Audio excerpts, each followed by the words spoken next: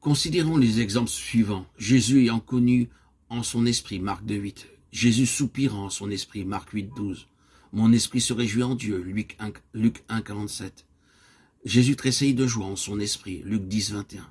Adorons le Père en esprit, Jean 4,23. Il frémit en son esprit, Jean 11,33.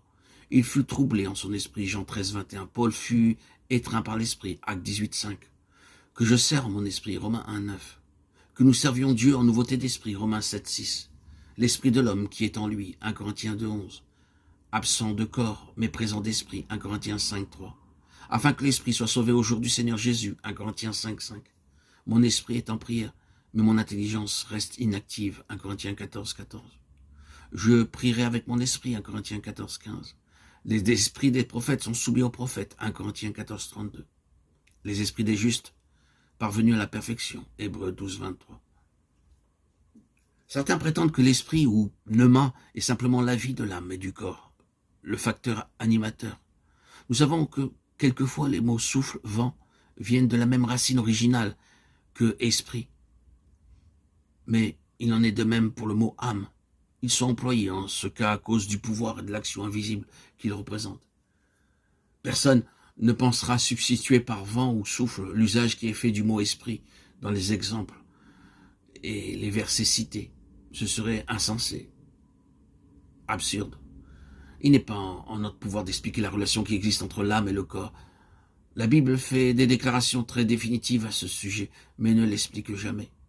Souvent, par exemple, les termes âme et vie se succèdent alternativement, et il est dit très souvent qu'ils sont dans le sang.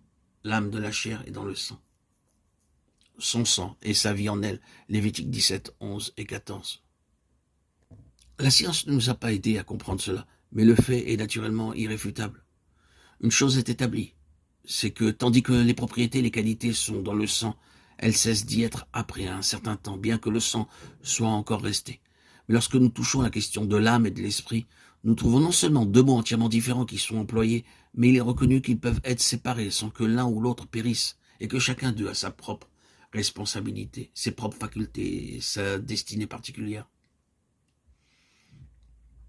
Nous pouvons, d'après ce que nous dit la parole de Dieu, comprendre que comme la moelle est plus profonde que les jointures, l'esprit est plus intérieur que l'âme. La parole de Dieu est vivante et efficace, plus pénétrante qu'aucune épée à deux tranchants. Elle atteint jusqu'à la division de l'âme et de l'esprit, des jointures et des moelles. Elle est le juge des intentions et des pensées du cœur. Hébreux 4, 12. De même qu'il est plus facile d'atteindre l'os à travers le corps ou la chair, de même qu'il est plus facile d'atteindre l'âme à travers le corps qu'il ne l'est d'atteindre l'esprit à travers l'âme. Il faut que l'âme soit profondément percée et divisée pour que l'esprit puisse être réellement atteint et régénéré. En d'autres termes, les sens physiques sont un chemin facile pour arriver à l'âme, mais il faut les énergies puissantes de l'Esprit de Dieu pour atteindre l'esprit. Et il faut le remarquer. La différence entre l'âme et l'esprit ne peut être rendue manifeste que lorsque la parole de Dieu a pénétré en nous par l'énergie et la puissance du Saint-Esprit.